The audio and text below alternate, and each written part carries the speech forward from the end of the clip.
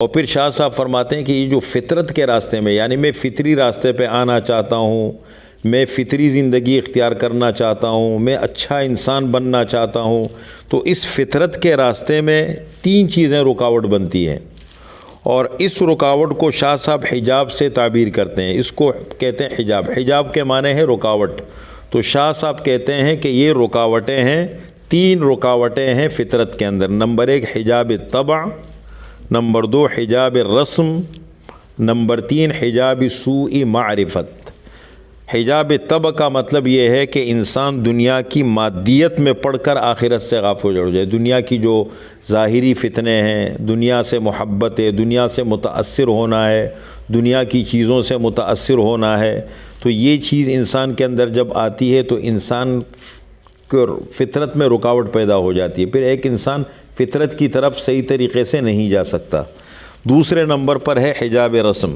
حجاب رسم کس کو کہتے ہیں؟ کہ انسان ماحول کے رسم و رواج میں پھنس جائے اور حقیقت کی طرف متوجہ نہ ہو، اور یہ بھی بڑی خرابی ہوتی ہے، چاہے یہ دینی ہو، مذہب کے نام پر ہو، چاہے یہ دنیا کے نام پر ہو۔ علاقائی رسمیں الگ ہوتی ہے، خاندانی الگ ہوتی ہے، ماحول کی الگ ہوتی ہے، طرح طرح کی رسمیں ہوتی ہیں۔ اگر یہود کی تاریخ کو ہم قرآن کریم میں پڑھیں، نصارہ کی تاریخ کو پڑھے، پھر ہمارے مسلمانوں میں جو فرقے ہیں، یا پھر نبی ہو تو ہمارے ہاں جو بہت ساری چیزیں ہوتی ہیں کہ ہم لکیر کے فقیر بن کر کے نہ عقل کا ٹھیک استعمال کرتے ہیں اور نہ سمجھ ہوتی ہے۔ قرآن کریم میں اللہ تعالیٰ نے 3 مقام پر ارشاد فرمایا کہ جب ان مشرکین سے کہا جاتا ہے کہ اتبعوا ما انزل اللہ، تو کہ آ جاؤ اللہ جو کچھ اللہ نے اتارا ہے اللہ کے دین کی طرف، اللہ کے رسول کی طرف آ جاؤ، تو یہ جواب میں کیا کہتے ہیں؟ بل نتبع ما وجدنا علیہ آباءنا، بلکہ ہم تو پیروی کریں گے اپنے باپ دادوں کے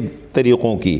تو قرآن نے ایک جواب دیا، وَلَوْ كَانَ آبَاؤُهُمْ لَا يَعْقِلُونَ شَيْئًا وَلَا يَهْتَدُونَ، نہ وہ عقل رکھتے تھے، نہ وہ ہدایت راہ پاتے تھے، نہ ان کو دین کی سمجھ تھی، نہ ان کو صحیح طریقے سے عقل، وہ تب بھی ان کے پیچھے چلیں گے۔ تو یہ ایک بڑی رکاوٹ ہوتی ہے حجاب رسم، کہ انسان ماحول کے رسم و رواج میں پھنس جائے اور حقیقت کی طرف متوجہ نہ ہو۔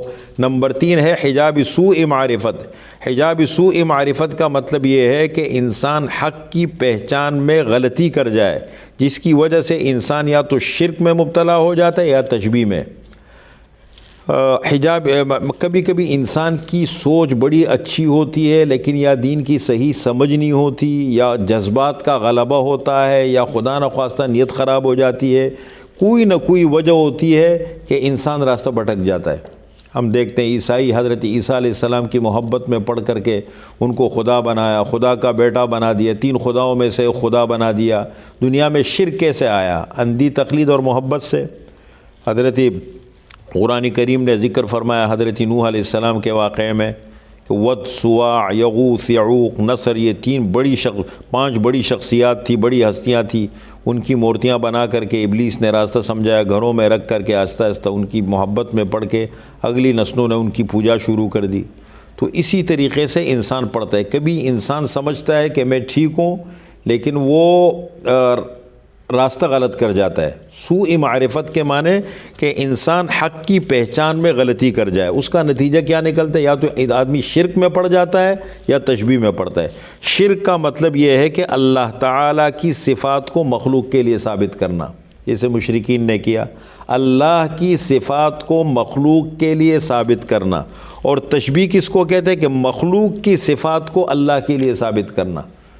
اللہ کو بادشاہ کی طرح سمجھا، جیسے بادشاہ کے پاس ہم جاتے ہیں، جب ان سے کہا جاتا تھا کہ شرک مت کرو تو کہتے تھے ہم شرک تھوڑی کر رہے، ہؤلاء شفعاؤنا عند اللہ، یہ اللہ کے ہاں ہمارے سفارشی بنیں گے، ما نعبدہم الا لیقربونا الی اللہ زلفیٰ، ان کی بندگی عبادت ہم اس لیے کرتے ہیں کہ اللہ کا قرب ہمیں دلا دے۔ تو انہوں نے اللہ کو دنیا کے بادشاہوں پر قیاس کیا، اس کی طرف دربار لگتا ہے، اجازت لینی پڑتی ہے، اندر جانا پڑتا ہے، تو پھر اللہ بھی ایسے ہوں گے۔ تو ان غلطیوں میں پڑھ کر کے انسانیت جو ہے نا وہ سیدھے راستے سے بھٹک جاتی ہے۔ تو شاہ صاحب فرماتے ہیں کہ فطرت یہ ہے، ان 4 چیزوں کے مل جانے سے جو کیفیت پیدا ہوتی ہے اس کو فطرت کہتے ہیں، اور اس فطرت کے راستے میں یہ 3 رکاوٹیں بنتی ہیں۔ جزاکم اللہ احسن الجزاء۔ السلام علیکم ورحمۃ اللہ وبرکاتہ۔